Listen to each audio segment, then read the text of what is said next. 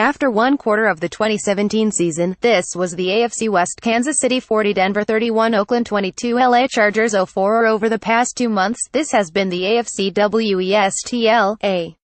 Chargers 62, Oakland 44, Kansas City 26, Denver 08. With a quarter of the season remaining, the AFC West standings: Kansas City 66, LA Chargers 66, Oakland 66, Denver 39. So we're 0-4, Philip Rivers said Sunday night, driving down the 405 toward his San Diego home after a Chargers win over Cleveland, and we gotta go cross-country to play the Giants, who are also 0-4.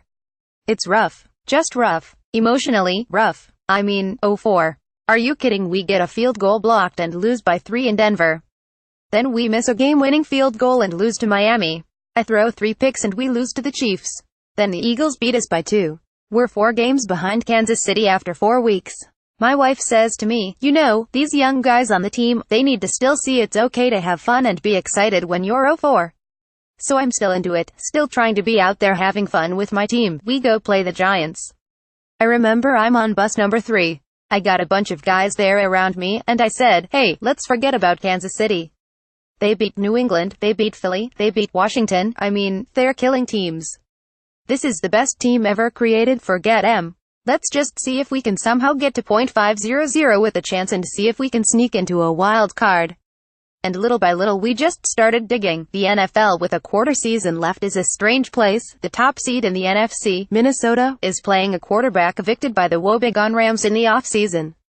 Case Keenum is 80 over the past 2 months, including a 149 win over the Falcons on Sunday in Atlanta. I guess that's why we play the games, Keenum said from Atlanta afterward. As of today, the 4 wildcard weekend hosts would be Tennessee, Kansas City, the Rams and New Orleans. But Jacksonville and the Chargers are damn close to sending out RSVP notices for the first weekend of the playoffs. Remember back 3 months, when the Patriots' depth chart at quarterback was Tom Brady 1, Jimmy Garoppolo 2 and Jacoby Brissett 3 at 1:02 p.m. ET Sunday, Brady took the field for the Patriots and started in Buffalo. Garoppolo took the field for the 49ers and started in Chicago, and Brissett took the field for the Colts and started in Jacksonville. Bill Belichick raised them to play well in adversity. In the 3 road games, past present Patriot passers went 21. The Jaguars are not kidding around. After the 2010 rout of the Colts, they've officially proven they can win with great defense and an unpredictable offense. Points allowed in the 8 Jag wins 7, 7, 9, 0, 7, 17, 7, 10. July, NFL Network prediction: Giants beat Patriots in Super Bowl 52. Eli Manning outdueling Tom Brady. December, ESPN with the Giants 210 and Manning exiled to the bench. Adam Schefter and Chris Mortensen predict Coach Ben McAdoo could be fired Monday morning. Jared Goff has a higher passer rating and 2-count total than either the 2016 MVP Matt Ryan or 2015 MVP Cam Newton. Andy Benoit and Gary Gramling wrap up the Sunday action each Monday morning on the MMQB 10 Things podcast. Subscribe on iTunes. But my favorite story of the year is way out west. I won't call it the AFC worst. Too easy. Too true. The streaks, first of all, are amazing. Kansas City won its first 5 and lost its past 4. The Chargers, after the 4-game bummer, have had 2 3-game winning streaks. Oakland lost 4 straight. Denver has lost 8 in a row. So Denver's done. John Elway knows he's got to go quarterback prospecting in the offseason. Shocking, Rivers said of Denver's demise. We've been 412, 511 the last 2 years, so I know how things can go south, but I am shocked to see it's played out there. But after that, I see this division capable and dangerous. Kansas City can score 40 in a given week. Oakland's explosive, really explosive. And I look at us and sometime I think, man, those 2 field goal games and the game 1 screwed up against Kansas City, we could be sitting here 93 and running away with it, but then reality slaps me. I say, quit saying what could have been, deal with reality. And the reality is, it's a great race, just kind of a weird race, handicapping the weirdest division in football with a quarter of the season left. Kansas City Chiefs games remaining: Oakland 66, Chargers 66, Miami 57, at Denver 39. Record of foes 2028. The Chiefs are mess. Crazy to think that what they have going for them more than anything else is playing the next 3 at Arrowhead, games they should be favored to win despite entering the last part of the season having lost 6 of 7. The good news for Kansas City is that the deep strike ability Alex Smith showed so brazenly early in the season was back Sunday in the Meadowlands, where Smith threw for 366 yards. The bad news: the defense gave up 38 points and 488 yards. to the Jets, and the Chiefs lost their poise badly late in the game. Marcus Peters is a great cornerback, but he does some knucklehead things, such as picking up an official's yellow flag and throwing it into the 20th row in the end zone. Andy Reid's got to be worried about this team. The defense that used to be so solid is now so shaky that Josh McCown strafes it effectively. The offense is so unreliable it can lose to the Giants. I can't see the Chiefs recovering. I say they finish 88 and out of the playoffs. Los Angeles Chargers games remaining: Washington 57, at Kansas City 66, at Jets 57, Oakland 66. Record of foes 2,226. Every one of these games is tricky, and nothing comes easy for the Chargers, except when Nathan Peterman is quarterbacking the other team. But the game on Thanksgiving in Dallas, and you see Rivers playing what I thought was the best game of his pro life. I was about as in the zone as I ever have been, he said of his play in the 286 route, and you see Joey Bosa and Melvin Ingram averaging 10.2 quarterback hits, sacks and pressures per game between them, per Pro Football Focus, and you see the dangerous weapon that Keenan Allen is, and you believe. Allen has had 3 straight games with at least 10 catches, at least 100 yards and at least 1 score. I believe more in Rivers to Allen than Alex Smith to Tyreek Hill, because Rivers to Allen has come through big 3 weeks in a row. Smith to Hill has put up more than 100 receiving yards, happened 3 times all season. I see the Chargers going 31, even though there's nothing close to a gimme in the rest of the schedule, finishing 97 and winning the division. Hot team wins. Oakland Raiders games remaining: at Kansas City 66, Dallas 66, at Philadelphia 102, at Chargers 66. Record of foes 2,820. I would predict one thing about the offseason: if Jack Del Rio returns as coach of the Raiders, which I expect him to do, I bet he goes to owner Mark Davis and tells him to not take a home game away again in 2018, particularly a home game where the home field edge would be crucial. The New England game got moved from Oakland to Mexico this year, and the Raiders weren't too competitive in a 338 loss, but one less home game is one less home game. When we looked at the schedule when it came out, Del Rio told me Sunday night, we knew it would be a tough, demanding schedule: 9 road games, 7 home, starting with 3 of 4 on the road, ending with 3 of 4 on the road. But it feels good to be playing good football at the most important time of the season. What we've said all year is stick together, keep fighting and keep believing. Keep improving. I feel like we're ready for a tough stretch. It's been interesting to Del Rio's usage of Marshawn Lynch, coming off his retirement season.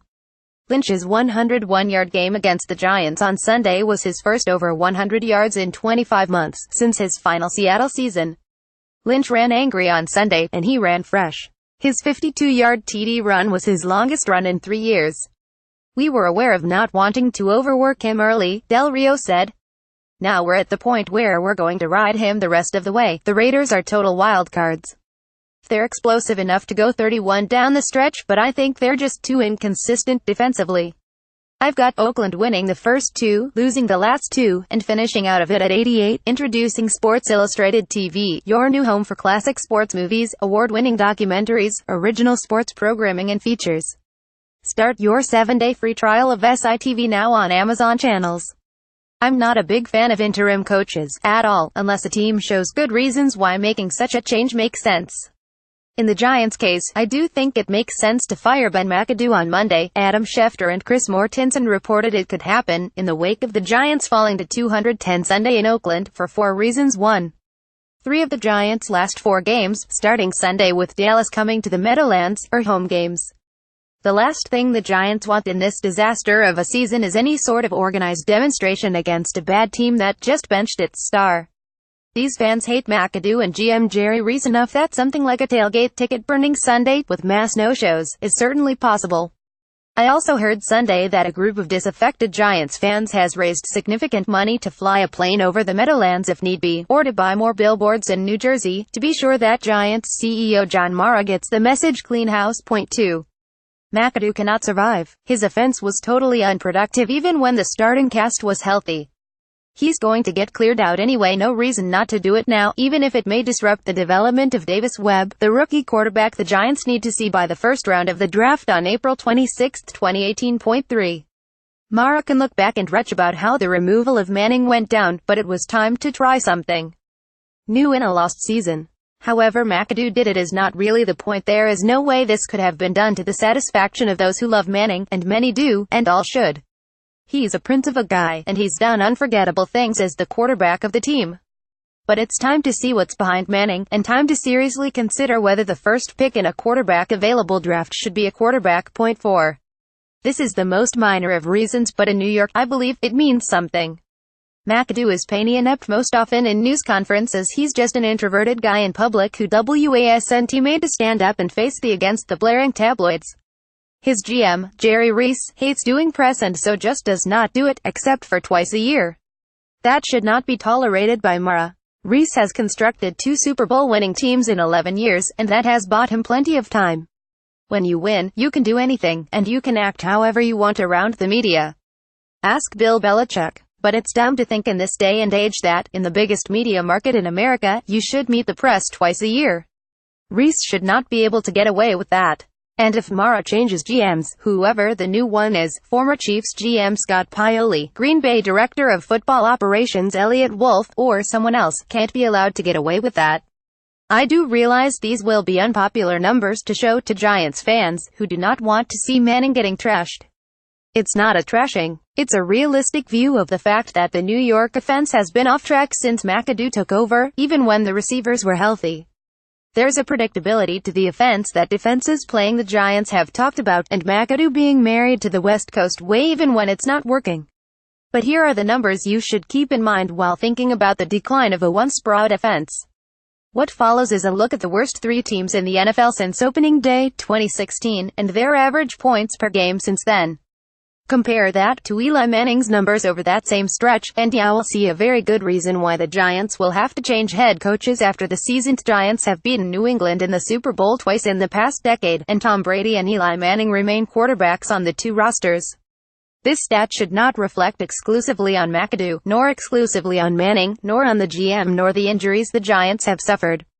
It's a team thing. But the coach and the quarterback are very big here. Times since the start of 2016 that New England, with Brady, has scored 30 points or more in a game. 17 times since the start of 2016 that New York, with Manning, has scored 30 points or more in a game. 0. We have a newsletter, and you can subscribe, and it's free.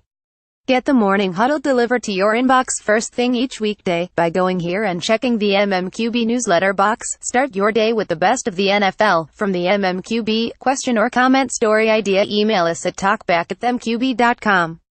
From his fans perch in southern Mississippi on Saturday night, Brett Favre considered the end of another top quarterback chasing him. Favre started every one of his team's games from September 1992 to December 2010, 321 straight, including playoffs. Eli Manning's streak stopped at 222 games. Playoffs include when he was yanked by Giants coach Ben McAdoo in this lost season. So now the next in line is Philip Rivers of the Chargers. Rivers played his 188th straight game on Sunday. Now all he has to do is play them all for 8 more seasons and then some, through September 2025, when Rivers will be nearly 44 years old. My gut tells me I'm like you, I don't know if it can be done, Favre said from Mississippi on Saturday night. But there is always someone. It's doable. It's very hard. So many factors, toughness being one. I just think, obviously, you have to be good for a long time. When it comes to Eli, looks like it might be the changing of the guard, whether it's his fault or not. I am sorry it ended for him. I love that family. Archie was my childhood idol. I was a diehard NFL fan because of Archie. I just hate to see it happen with Eli. He did the right thing, not wanting to keep the streak alive just to keep it alive. That's not Eli. Will it happen ever? I think another factor that will play in my favor is guys making smarter choices about their future, with all the information about brain trauma and CTE out there. Guys will wonder, is it really worth it? Maybe they won't play as long. I never thought of it. We didn't really talk concussions. Coincidentally, it was Eli Manning on the other side when Favre played his last game as a Packer. In the 2007 NFC title game at frigid Lambeau Field, Minnesota degree at kickoff, Manning and Favre dueled into overtime. Favre threw a pick. The Giants kicked a field goal. Favre never threw another pass as a Packer. I never think about it being Eli on the other side that day, Favre said. But that game, in part, propelled Favre to finish his career with the Jets and then the Vikings. I asked him if he'd have some advice for Manning, considering whether to stay a Giant or start over somewhere else. It's doable to move, Favre said, and it's doable to play at a high level. I found it reinvigorating, honestly. For Eli, maybe it's gotten a little stale in New York, I don't know. I do know, or at least I think, that he will want to play for the Giants again. And he seems like he's really healthy, and he's in a place he can play a few more years. Wherever it is, I can tell him he can be great somewhere else too. You can love another team too. I did. Favors good feeling. I think it'll be somewhere else for Eli, maybe. I still think that depends on who coaches the Giants next year. If it's a guy who really wants Manning to stay, and a guy whom Manning really wants to play for, I can see Manning staying. That's why no one can know the answer to that question until tempers cool, and until we know the Giants' 2018 plans. I cannot blame you if you either missed the part of Fox NFL Sunday that made me drop my jaw, or if you didn't get the impact I saw Michael Vick back in Atlanta, at Falcons headquarters. My first thought when I drove up was, I wonder if the gate code is the same. Vick said on Sunday from Los Angeles, after his interview of Atlanta receiver Julio Jones and Mohamed Sanu aired. I remembered it, but there was a guard there now. On Thursday, Vick made his first trip to the Falcons complex in Flowery Branch, GA, northeast of Atlanta, in 10.5 years. The most exciting player in football had his career in Atlanta that ended when, in 2007, he was sent to prison for 21 months on a dogfighting conviction. He works for Fox now, and the network assigned him to interview the two Atlanta receivers for a story on Sunday's show. He arrived Thursday and sat in the same indoor practice facility he used for practice with the Falcons when he was the biggest thing in the NFL. The last time I was there, Vick told me, was for a spring practice in 2007. Hugh Jackson was offensive coordinator and Bobby Petrino was head coach. My last conversation, and I'll never forget this, Hugh told me, Bobby Petrino says I will be the MVP of this league in 2007. This really meant a lot to me. I fulfilled a third of my work with the Falcons that year, I guess, with the off-season program, but he was suspended by the NFL in August for the dog fighting, and then sent to a federal penitentiary in Kansas, and the Falcons prepared for life without Vick. Petrino quit late in the season, enraging players and coaches. The Falcons were a mess. Would have been a really good football team, Vick said Sunday. I think I'd have worked well together with Bobby. I credit owner Arthur Blank and GM Rick McKay with trying to find the right coach for our team. But I guess at WASNT my time, the next year, Blank installed Thomas Dimitroff as GM and Mike Smith as coach, and Matt Ryan was taken with the first-round pick, and the rest is history. Vick was released by the team in June 2009, signed by the Eagles, and he had a meteoric tenure in Philly, making the Pro Bowl after some classic Vick games in 2010. Now he's 37, adjusting to a quieter life in Florida, and doing some TV for Fox, but this WASNT his first time seeing some Falcons. He's gotten to know Ryan, and texts him before some games, and had dinner with him and some other players at Blank's home in Hilton Head, SC, earlier this year. I would say my relationship with the team is good, it's great, Vick said. Everyone has moved on. I had great times in Atlanta. They've got a great team now. It was great to be back and relive the great moments I had there. I never want to forget about the things that happened. I want to learn from them, and I have. I think about my life now, and I'd love to say I'm on TV because of what I did.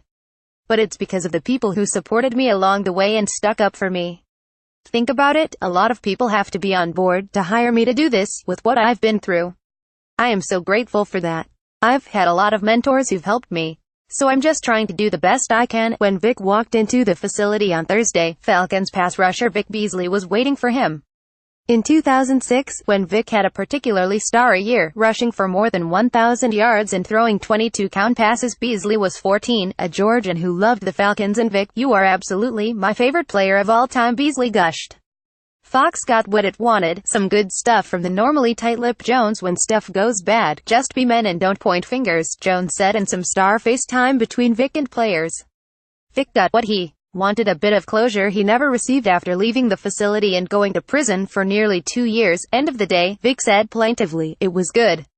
I wondered for a while, what will this be like, how will I be treated, what will happen, but it was all good. Mission accomplished. Offensive Players of the Week: Case Keenum, quarterback, Minnesota. This is a weekly award, because this ridiculous Keenum had a day, again, in Atlanta. 25 of 30, for a season-high 83%, with 2 counts and no picks, in the 149 win over Atlanta. But it is more than that. 8 Sundays ago, the man GM Rick Spielman chose as his 2017 third-string quarterback, behind starter Sam Bradford, and the starter-in-waiting, coming back from a serious knee injury, Teddy Bridgewater, came into the game at Chicago for hobbled Bradford and beat the Bears. Keenum piloted wins over Green Bay and Baltimore and Cleveland too, and then Bridgewater was healthy enough to return on November 12 at Washington. Coach Mike Zimmer kept Bridgewater on the bench, maybe just for a quarter or two, while Keenum played. This is one of the things I find compelling about his story. Since Bridgewater suited up and prepared to retake his job that day in Washington, Keenum, in 4 games, is an 80% passer, with 9 TDs and 2 picks, for a passer rating of 124.1. Never in his pedestrian 5-year career has Keenum had this kind of run, and he's done it with the hot breath of Bridgewater on his neck. I don't think those things are correlated, Keenum told me after Sunday's win. In my mind I've done a good job of keeping my blinders on. I've learned to compartmentalize things. Honestly, I am doing the same things I always do, and just trying to be better. I may have gotten better through experience and very good coaching here.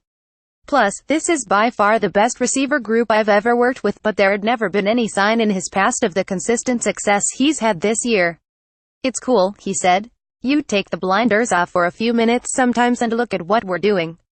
We're in control of our situation now. Particularly after the Eagles lost and Minnesota took over the top seed in the NFC. Pretty incredible. Russell Wilson, quarterback, Seattle. Wilson will have scarier games than 20 of 31 for 227 yards, 3 two-counts, and no picks, with 31 rushing yards added. But there was something about Wilson's command in the 2,410 win over Philadelphia, breaking the Eagles' 9-game winning streak. It was a brilliant performance against a team that had won each of its last 3 games by 28 points, and included the kind of abracadabra plays, including one back pass that replays showed may have been a forward lateral in the second half, that made me go, whoa. Seattle doesn't have much margin for error now, at 84 in a power conference and with Jacksonville and the Rams on the schedule in the next 2 weeks. Wilson played this game as if it was the most important game of the season. It was. Defensive Players of the Week: Eric Weddle, safety, Baltimore, in the 4,420 win over Detroit. Weddle, 32, showed a little bit of everything he's brought to Baltimore in his nearly 2 years since leaving the Chargers in free agency. And he showed how much he has left. On a safety blitz early in the second quarter, he sacked Matthew Stafford from the blind side, popping the ball loose. The Ravens recovered and returned it to the Detroit 36. 6 plays later Baltimore scored to go up 170. In the second half, Weddle picked off a Lions pass and returned it 45 yards for an insurance score. Big day for a valuable player. Paul Posluszny, linebacker, Jacksonville. The Jags have a defense of many young stars, and it's easy to forget the 33-year-old geezer from Penn State, particularly on days when Jacksonville newbie Calais Campbell sets the team's single-season sack mark. Posluszny was a bigger factor on Sunday in the 3010 rout of the Colts. He has 14 tackles and 1.5 sacks of the elusive Jacoby Brissett. Special Teams Player of the Week: Robbie Gould, kicker, San Francisco. What a homecoming. On his return to Soldier Field, the former Bear and current Niner kicked field goals of 33, 28, 35, 34 and 24 yards, the last with 4 seconds left to beat the Bears 15-14. Gould made every attempt. He scored all of San Francisco's points. And he got celebrated in the locker room afterward. Can't imagine that any player had a better, more meaningful day than Robbie Gould. Tariq Cohen, punt returner, running back, Chicago. I can't remember a more scintillating punt return in the NFL this year than Cohen's 61-yarder for a 2-count in the loss to the Niners. Fielding the punt at his 39-yard line, Cohen ran right in for negative yardage with 6 Niners bearing down on him. San Francisco had the best punt return defense in the league through 12 weeks, and Cohen pivoted back around his 30, running back to his 24, and then turning upfield and running up the left seam, all the way for a 2-count. A fantastic return, even if it came in an eventual loss. Ryan Switzer, punt returner, wide receiver, Dallas. The man with "Believe" tattooed on the inside of his lower lip. True story made the Cowboys do so Thursday night in the 3,814 rout of Washington. Switzer's 83-yard punt return for a 2-count blew open the game midway through the first half, giving Dallas a 170 lead, and Washington couldn't get it down to single digits the rest of the way. Coach of the Week: Mike McCarthy, head coach, Green Bay. I thought the design and the play calling on the tying and winning drives in the 2,620 win over Tampa Bay were very good. McCarthy knows he can't totally trust Brett Hundley in the passing game, so he designed some readoption for Hundley, and that resulted in the crucial 2 plays of the winning drive. Hundley made a beautiful fake into the gut of Jamal Williams and ran around right end for 18 to the Bucs' 41-yard line. Then he faked a jet sweep and dumped a pass to Williams along the right sideline for 12 more. One other thing, the Packers won a game they had to have using Brett Hundley 5th round, 2015 and backs Jamal Williams 4th round, 2017 and Aaron Jones 5th round, 2017 as the key weapons on that final 72-yard drive in overtime. That's good playing, and good coaching. Kudos to the off-time battled McCarthy. Goat of the week Steven Nelson, cornerback, Kansas City. One of the crazy things about the crashing and burning of the Chiefs is their continued loss of poise. Nelson killed them on the Jets' winning drive in the 3,831 New York victory Sunday. He'll set the stage. Chiefs up 3,130. Jets driving at the Chiefs' 4-yard line, 239 left in the game. Josh McCown throws incomplete, but Nelson is called for holding, mugging Jets tight end Austin Seferian-Jenkins. First down at the 2. McCown eventually scores on a sneak. Jets go for 2. Fail. Nelson gets called for holding again. Jets ball at the 1, and this time they make the 2-point play. So instead of the Chiefs giving up a field goal and going down 3,331, a Nelson hold gives the Jets a shot at the 2 count. Jets up 3,631. Instead of the Chiefs being down just 5, they go down 7 because of another Nelson hold. Just bad, thoughtless football. What the NFL has done is a good first step. It's not going to solve the massive problems we have in our cities and states across this country, but it's a start. And, more importantly, I'm glad we were able to get them to acknowledge their responsibility and role in trying to help solve these problems and injustices. They are making a major commitment, more than they have done for any other charitable initiative, to provide us with a marketing platform to educate millions of fans about social justice, racial inequality and the work players are doing in criminal justice reform, police accountability, transparency and education, economic advancement. For myself and the Players Coalition, it was never about the money or having our voices bought. To hear people call me or anyone else a sellout is insulting. It has always been, and will always be, about lifting the voices of the people and the work of those that fight for them. Malcolm Jenkins of the Eagles and the Players Coalition, on the NFL's commitment to giving the coalition nearly $100 million for civil rights causes over the next 7 years. 3. Understand. It was Bull. Patriots coach Bill Belichick to Buffalo coach Sean McDermott, apologizing to him at midfield post-game for Rob Gronkowski's dirty hit on a prone Tre'Davious White. He might say, "I've had enough." Archie Manning, father of benched Giants quarterback Eli Manning, to Ian Rappaport of NFL Network, raising the possibility that the 36-year-old Manning could retire after the season. Eli Manning said after the game he would play in 2018. Still, the fact that his father could raise the possibility speaks to the raw emotion being felt by the benched Giant. IVFU, Tennessee, a fan in the crowd at the Big Ten championship game in Indianapolis on Saturday night, after Ohio State defensive coordinator Greg Schiano's unit made a fourth-quarter stand to preserve a 2,721 victory over Wisconsin. According to Buckeye Sports Bulletin writer Garrett Stepien, the fan yelled it when Schiano was walking up the tunnel, off the field. Schiano, spurned for the University of Tennessee coaching job last week after being promised it, smiled when it was yelled, and pointed up at the man, with another smile. Tom Brady is 5,510 in December in his NFL career, his best month. Tom Brady is 273 against Buffalo in his NFL career, his best record against any team. Tom Brady is 4,911 in the last 4 games of regular seasons in his NFL career, his best composite quarter. That last quadrant of the 2017 season begins next Monday at Miami. In a second-quarter play called by former Broncos offensive coordinator Adam Gase, former Broncos quarterback Jay Cutler threw a 2-count pass to former Broncos tight end Julius Thomas against the Broncos, sending the Broncos to a 93 deficit. To celebrate, former Bronco Thomas pretended to ride a Bronco in the end zone while several Broncos walked away dispiritedly. I'm praying that others learn from my mistakes. Extremely excited to use my platform to raise awareness against drinking driving. Don't put your life or other lives at risk for selfish reasons. Mothers Against Drunk Driving. Mad Mike leads my cause. Trust God at madonlinepic.twitter.com. A Gyms 1S3 group of former Giants discussing plan to go to Giants game next week, all wearing Eli jerseys on sideline. How will team handle that? If Ohio State wins, are they in? No, evidently not. College football needs to go to an 8-team playoff. The winner of the Power 5 conferences is an automatic berth, and then 3 at-large teams would settle most of the issues we have these days. New section of the column this fall, as part of the MMQB's partnership with State Farm. Each week, he'll ask an NFL person what his most valuable possession is, and why. Joey Bosa, defensive end, Los Angeles Chargers. The other day, I was discussing with Bosa a column he was doing for the MMQB about a teenage boy had met in Houston, Sean, who had twice beaten cancer. Bosa decided to let Sean design his cleats for My Cause, My Cleats, the program in which the league allowed players to wear cleats designed to promote a cause that is near and dear to them. Bosa decided on pediatric cancer. So instead of asking Bosa for his most valuable possession, I'll let him pen his feelings about his most valuable cleats, designed by his high school buddy. Sean educated me on a lot of things about cancer.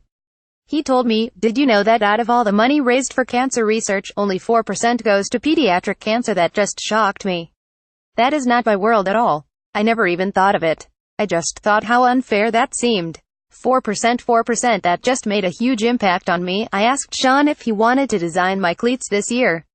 I think he was pretty excited about it. I connected him with my rep at Adidas, and I let Sean do whatever he wanted. You probably know breast cancer is pink. Pediatric cancer is gold. So they came up with these cleats. It's Sean's message to the cancer community: children deserve MORETHAN4.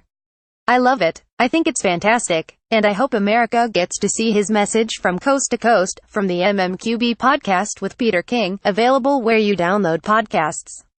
This episode's conversations: Vikings defensive end Everson Griffen, Yahoo Sports columnist Dan Wetzel on the Greg Schiano Tennessee fiasco, and former Tampa Bay GM Mark Dominic on the same. Wetzel on the social media inquisition of Schiano at Tennessee, and what it portends for the future. This wasn't a fresh allegation. The wildfire that this took off on was just overwhelming. Read the story, research it.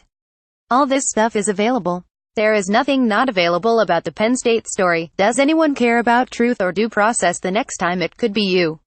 Belong to a church, coach little league, work at a company. That's all Greg Schiano was doing. Working at a company, and then something terrible happened, and years later someone told a story about someone telling a story, and now your career is done and you have people painting rocks. Point 1. I think my first reaction to Rob Gronkowski's dirty hit was that he didn't deserve a suspension.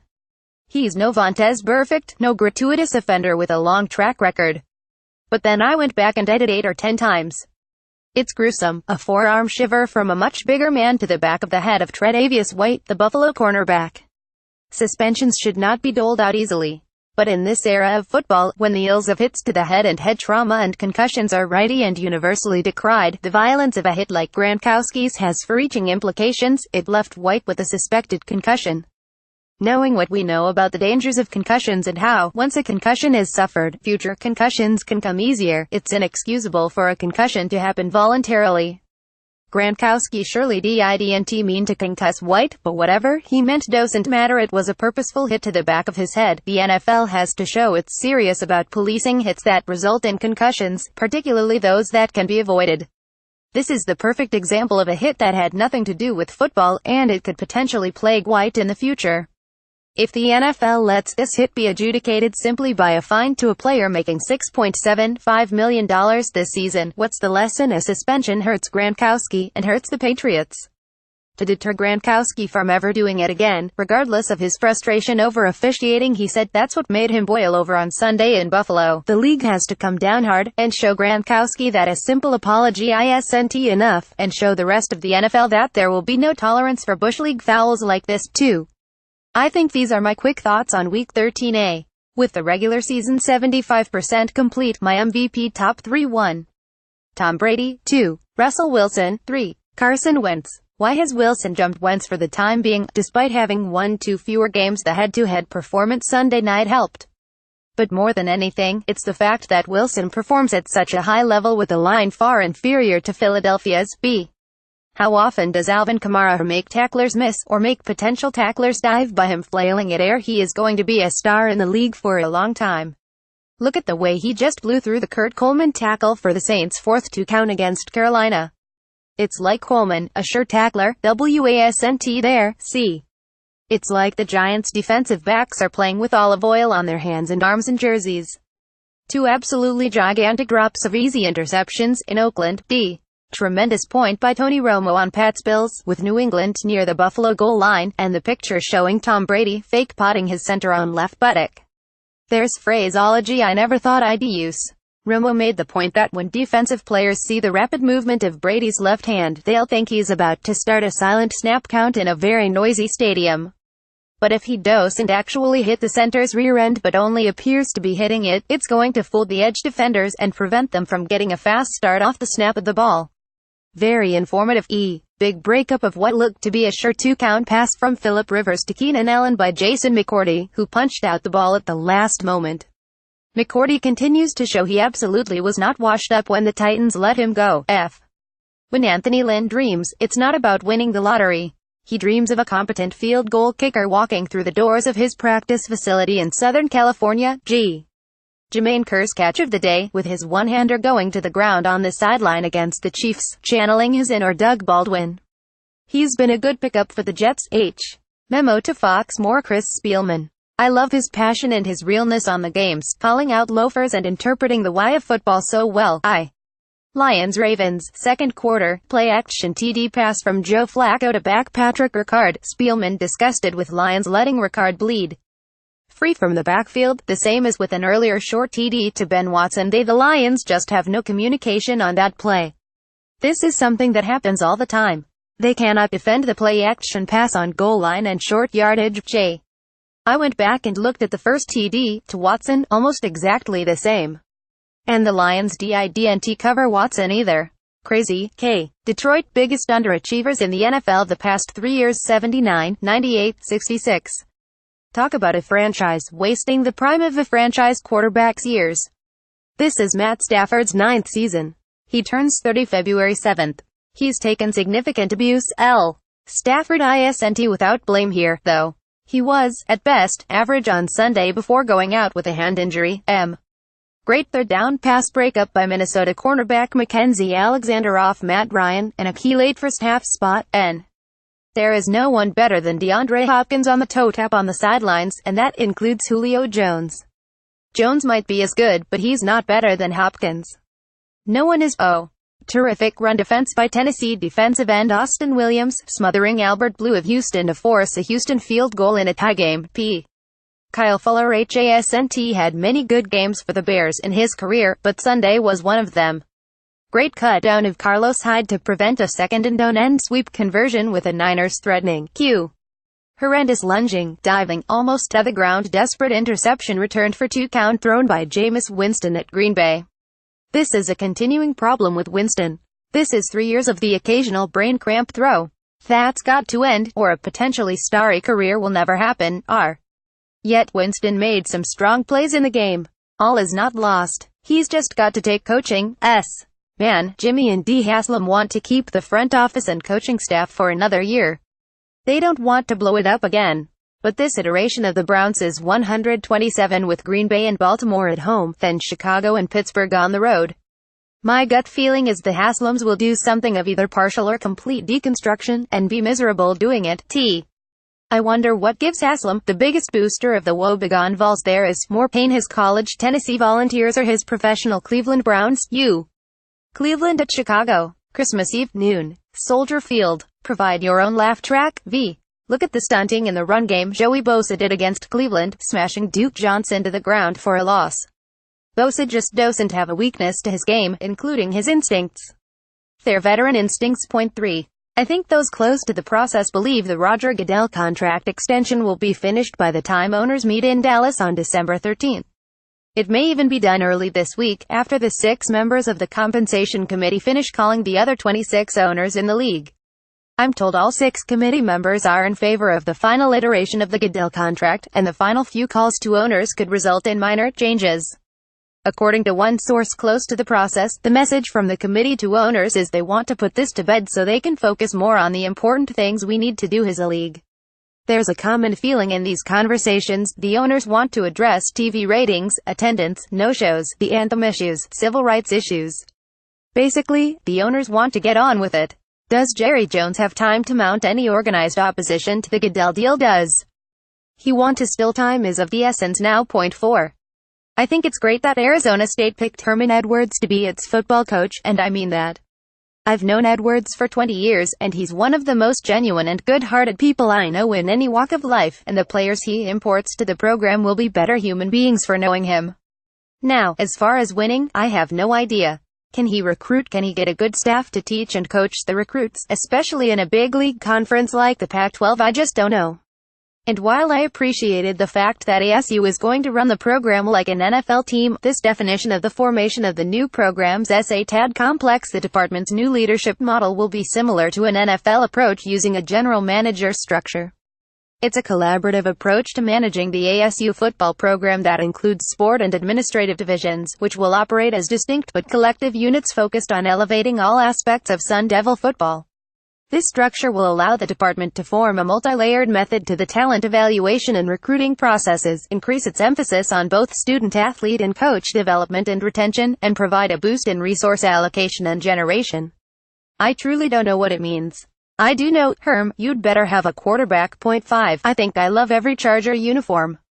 The sky blue is my favorite. A very close second. Sunday's deep blue jerseys, deep blue pants, deep blue socks. Sartorially, the Chargers are running away with the AFC West. 6. I think this is one of the coolest things I've seen in a while. The combined forces of Sports Illustrated, CBS Sports and the NFL Players Association to find the NFL's most valuable performer off the field. You'll see an NFL player who juggles, another who plays the violin, another channeling his inner Jimi Hendrix. The video alone is worth the price of admission. Lucky for you, it's free. 7. I think it'd be nice to read this sort of column. In Time, Pistons coach Stan Van Gundy wrote about how protesting NFL players are patriots, from an NFL coach. Writes Van Gundy, Colin Kaepernick has been denied employment for the act of taking a knee to draw attention to the issue of police killings of men of color. Tommy Smith and John Carlos were denied employment and advancement in their post-athletic careers because they raised a fist on the victory stand at the 1968 Olympics. These athletes and many others are risking future contracts and endorsement opportunities to speak out on issues of racial injustice because they feel duty-bound to do so. These are patriots of the highest order. Point 8. I think these would have been my 4 for the NCAA playoff. Clemson, Georgia, Oklahoma, Alabama, setting up Alabama-Clemson in the national playoffs for the third straight year. Take the over 85 and 66 points scored in the previous 2 bowl games between the 2.9. I think, regarding Albert Breer University, I really don't see how a Tualis team with a 31-point loss to unranked Iowa has much of a case to jump 111. Alabama, scarred only by a 12-point loss to an Auburn team that entered play Saturday ranked second by the College Football Playoff Committee. I know Ohio State's schedule was tougher, but I just can't get over Iowa 55, Ohio State 24.10. I think these are my other thoughts of the week. Story of the week by John Woodrow Cox of the Washington Post. The wounds they carry, about 6 Las Vegas area high school students who went to the Route 91 Harvest Festival, and the scars they carry with them from the mass shooting 2 months ago. Cox follows the students to their homecoming weekend, and the effects of the shooting. Harrowing. B. Is it time yet to discuss anything pertaining to gun control or limiting the type of weapons or accessories used to perpetrate mass murder by shooting, or are we still in thoughts and prayers mode? Do something. Washington. Have some guts. C. The cost of Christmas trees has doubled in 8 years. Nice look at it by Tiffany Shu of the New York Times. D. Hello, Meredith Corp. Be good to your new properties at Time Inc. E. NFL Journalism of the Week, from Deadspin, on one of the firms overseeing the dispersal of money the NFL is using for the civil rights donations it's making to players. F. The problem with groups overseeing supposedly wonderful and worthy and transparent donations and causes is that if they too are not altogether transparent and wonderful and worthy as well, it looks like a sham. G. Perhaps you'd like to have that headline back. Headline of the week: Rose's departure would be a huge loss for the NBA, on ESPN.com. I empathize with the multiple injuries Derrick Rose has been through, and the anguish that he must have gone through and must be going through now while being injured so much since being NBA MVP, 6 years ago. But Rose, who has taken a leave from the Cavs, has played in 42% of his team's games over the past 6 seasons. How possibly could he be a huge loss for NBA? Had have been a huge loss in 2012 or 13. But time marches on. The NBA's been growing pretty well without him. H. Coffee Nerdness. Best coffee-related value of my year. Bought a 12-ounce Hydro Flask, one of those great thermal double-walled drink containers for the morning coffee, and the best thing I can say about it is it keeps the Italian roast tasting like fresh piping hot Italian roast for a good 3 hours. I'm sort of a slow coffee drinker, and it's annoying with a ceramic cup to have to microwave the coffee 3 or 4 times in 90 minutes. Beer Nerdness had the Two Roads Holiday Ale, Two Roads Brewing Company, Stratford, Con, at a restaurant in Stratford the other night, and found it distinctive and lighter than a normal holiday ale, which I liked. Malty, not memorable, but a nice dinner beer. J. There is only one word for the college football coaching business, in which Jimbo Fisher, coming off a 56 season at Florida State, gets hired legally hijacked by Texas A&M for a salary actually close to Bill Belichick's insanity. 3 words, actually absolute friggin' insanity. K. Run, or drive fast, to see 3 billboards in Ebbing, Missouri. I'm not a filmophile, but I do recall Frances McDormand's common sense greatness from Fargo, and this movie's brutality reminds me of that one. No wood chipper here, though. After a cold case of the rape and murder of her daughter is basically abandoned in a small Missouri town, Mildred Hayes McDormand begins to attack it. She begins with 3 billboards in Ebbing, Mo. Thus the title. It's a bit uncomfortable, but it's one of the best movies I've seen in a while. Go, L. I believe I have these things in common with Matt Lauer, and these things only. We were born in 1957, went to Ohio University in the mid-70s to pursue media careers, left Athens in 1979, and ended up working in New York for big media companies. M. Man, are there any married men left who didn't hit on younger women? This is awful. N. Rip Jim Neighbors. Gomer Pyle, USMC, about a country kid becoming a Marine, was a fixture in the King house from 1964 to 1969, which explains my weirdo sense of humor. Good man, that Jim Neighbors.